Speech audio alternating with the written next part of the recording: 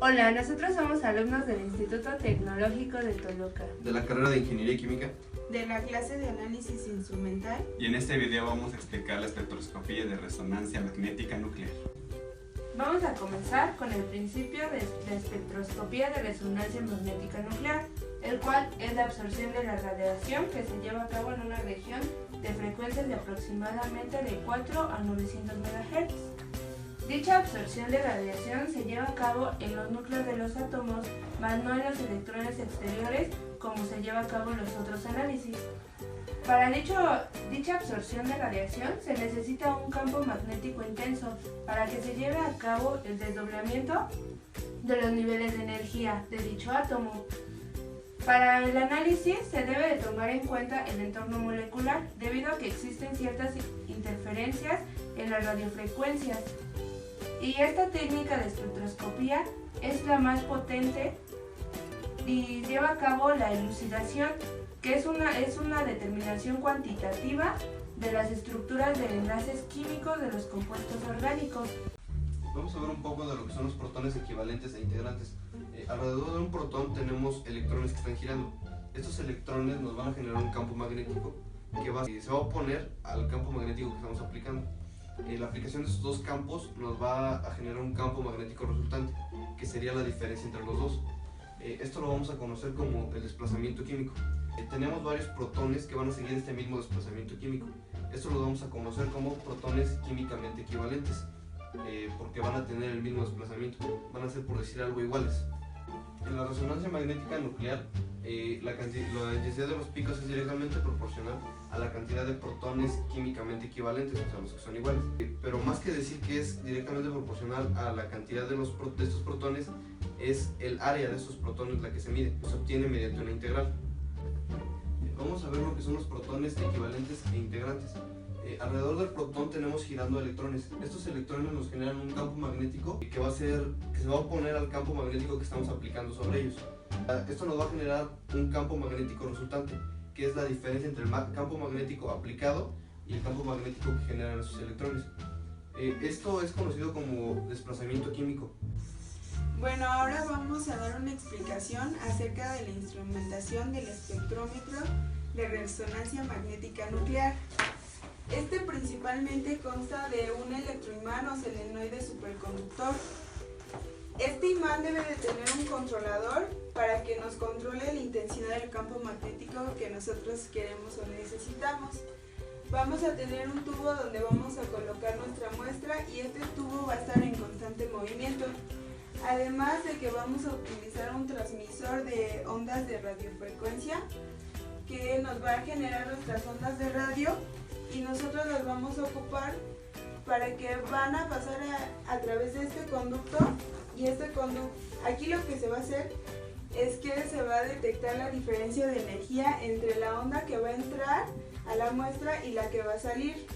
Aquí tenemos nuestro detector y después ya nos va a ir a la parte del registrador, que nos va a detectar la absorción que se produjo en ese proceso de la diferencia de energía.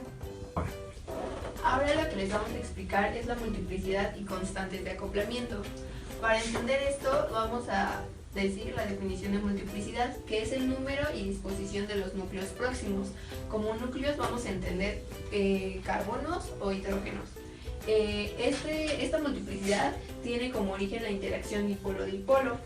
Y esta se va a mostrar ya en nuestro espectro final de RMN, cuando notemos que el número de picos obtenidos no solamente va a ser uno, sino más de uno. También se va a dar entre esos picos una separación que se va a llamar constante de acoplamiento y se va a medir en Hertz. Enseguida les vamos a dar los ejemplos. Para empezar, tenemos un hidrógeno vecino al cual le vamos a sumar 1 y nos va a entregar 2 picos, al cual le vamos a llamar doblete. El siguiente, vamos a tener 2 hidrógenos vecinos y como lo hicimos en el ejemplo anterior, le vamos a sumar 1, que nos va a entregar 3 picos y al cual le vamos a llamar triplete. El último caso son 3 hidrógenos vecinos, al cual de nueva cuenta le vamos a sumar 1 y nos va a entregar 4 picos y este tendrá como nombre cuádruplete. Como vemos aquí, en cada pico se encuentra un espacio al cual le vamos a llamar constante de acoplamiento y como ya vimos es medida en Hertz. Ahora se analizará un ejemplo de multiplicidad para que el tema quede mejor entendido. Analizaremos un compuesto orgánico, el cual se trata del ácido butanoico, con 4 átomos de carbono, 8 de hidrógeno y 2 de oxígeno.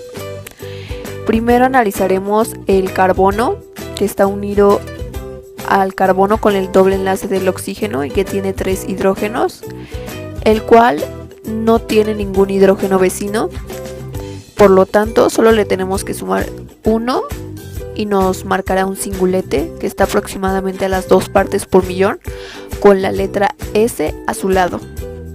Después iremos con el carbono del CH2, el cual por un lado tiene el oxígeno, que no tiene ningún hidrógeno vecino, y por el otro lado tiene el CH3, por lo tanto tiene 3 hidrógenos vecinos y al sumarle 1 nos entregará un cuadriplete, que se encuentra aproximadamente a las un poco más de 4 partes por millón, con la letra C marcada. Y por último, el CH3 del extremo, el que tiene como hidrógeno vecino 2, y al sumarle 1 nos entregaría un triplete, que se encuentra aproximadamente un poco más de parte por millón, con una letra T a su lado. Ahora vamos a explicar lo que es el triángulo de Pascal.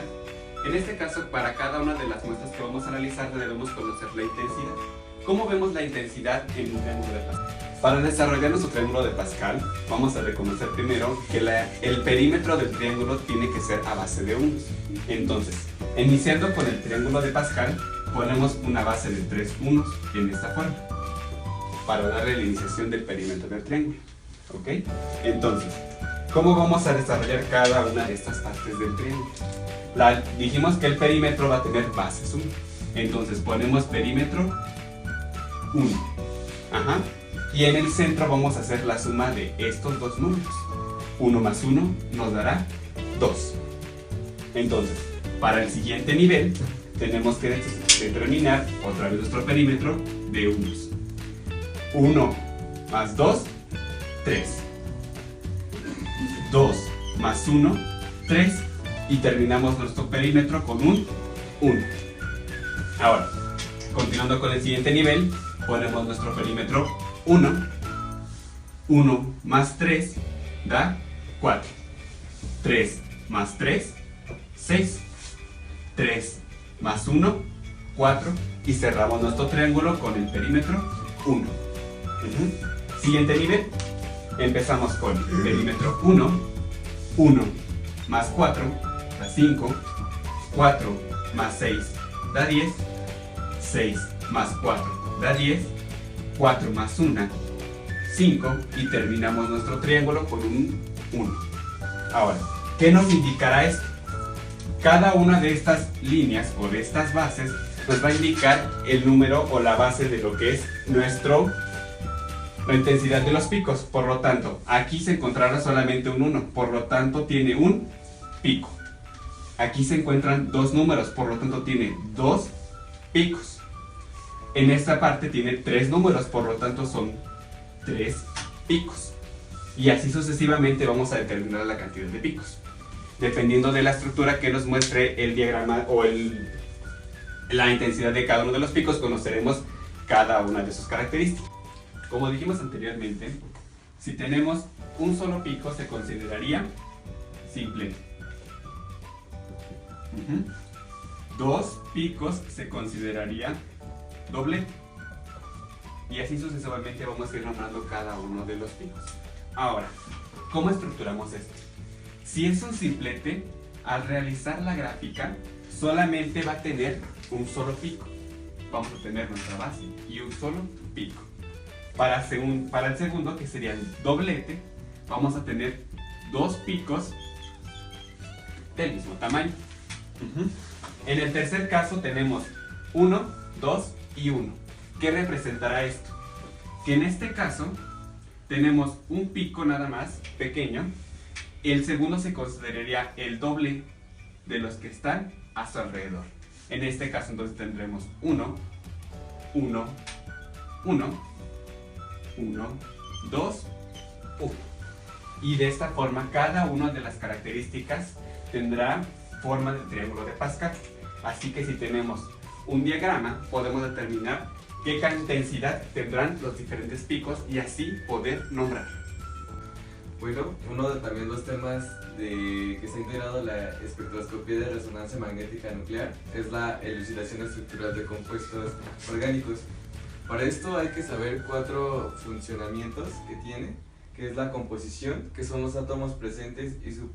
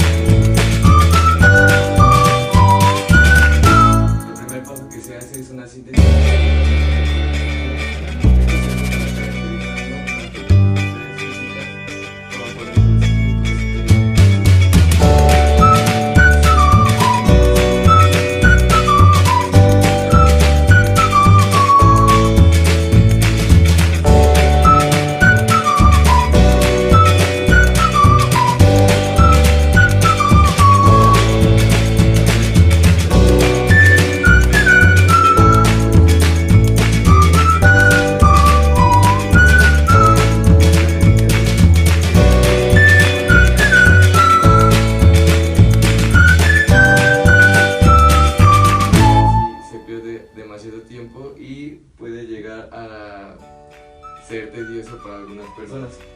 Vamos a explicar un ejemplo que es del M-sileno. El M-sileno es un compuesto que está en los lagos y se produce por el derramamiento de gasolina o de compuestos químicos que dejan algunos barcos en el mar. Señalando, esta es la molécula, la real del M-sileno. Pero este M-sileno puede tener 3 isómeros diferentes de acuerdo a las distintas posiciones que tiene el hidrógeno. De acuerdo a los isómeros, se hace lo que mis compañeros expusieron anteriormente, que es un espectro de RMN. En este caso, solo es el espectro de hidrógeno y en este caso solo es el espectro de carbono. Al ya tener estos dos espectros, de acuerdo a tu partes por millón que tengas en cada pico, vas a saber el tipo de conexión o el tipo de compuesto orgánico por el que está compuesto tu muestra. Y continuando con el tema de elucidación estructural de compuestos orgánicos por resonancia magnética nuclear, es importante saber por qué se estudia este tipo de análisis, ya que contiene temas para la elucidación de compuestos. Nos dice que la elucidación estructural puede ser de productos naturales o síntesis orgánica. También que los estudios estructurales en 3D nos pueden dar a conocer proteínas, ADN complejos y polisacáridos. En la medicina puede ser algún diagnóstico por imágenes. En el estudio de procesos dinámicos nos da lo que es la cinética de reacciones y los procesos de equilibrio. Puede servir también para un diseño de drogas, la relación estructura-actividad, el control de calidad, el análisis de origen de alimentos o la falsificación de algunas patentes. Para utilizar esta técnica tenemos que recordar conceptos básicos, los cuales también ya se presentaron en este video, que es lo cual la técnica consiste en la absorción de energía de radiación electromagnética por parte de núcleos que contienen un momento magnético. La absorción ocurre a frecuencias características que dependen del tipo de núcleo, por ejemplo, hidrógeno, carbono 13 o fósforo, y dentro del entorno molecular en que ésta se encuentra. Si L es igual a 0, el núcleo no tendrá momento magnético y no será observable por RMN, que es la técnica que queremos utilizar. Dos núcleos más importantes en química orgánica es el carbono 12 y el oxígeno, los cuales también tienen un L es igual a 0. En cuanto a los núcleos tienen un L es igual a 1/2, son dipolos magnéticos, y si L es mayor que 1/2 no representa simetría esférica de carga. En los núcleos cuadrupolares presentan mayores dificultades para su observación por esta técnica. En el ejemplo pasado vimos el M-sileno, y para comprender mejor la elucidación estructural de compuestos orgánicos explicaremos el bromuro de etilo. Este presenta dos señales, dos tipos de hidrógeno en el CH3 y en el CH2, los cuales son diferentes. Los núcleos del átomo de hidrógeno son los responsables de dar las señales gracias a un área de resonancia electromagnética. En este caso, vamos a retomar el tema de multiplicidad de señales que ya vimos en una sección pasada. En el caso del CH2 tenemos que tiene 3 hidrógenos vecinos, lo cual vamos a ocupar la regla de n+1 y es lo que nos da un cuatriplete. Y en el caso del CH3, en este caso de color verde, tiene 2 hidrógenos vecinos, lo cual nos da un triplete. Y bueno, en general este es el espectrómetro del bromuro de etilo, y abajo podemos ver las partes por millón de lo que está compuesto lo que vamos a analizar.